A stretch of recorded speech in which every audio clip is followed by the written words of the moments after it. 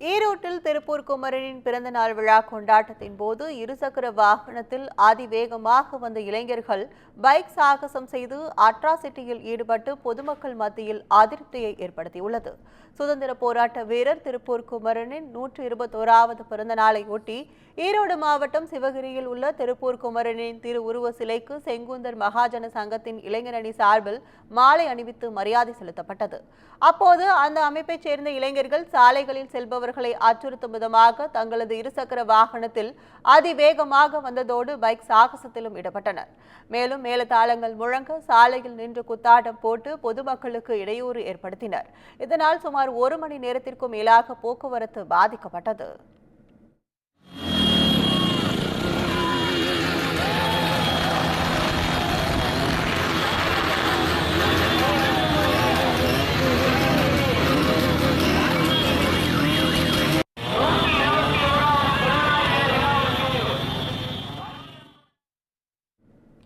இதேபோல சென்னிமலையில் அந்த அமைப்பைச் சேர்ந்த இளைஞர்கள் அட்ராசிட்டியில் ஈடுபட்டதால் பரபரப்பு ஏற்பட்டது.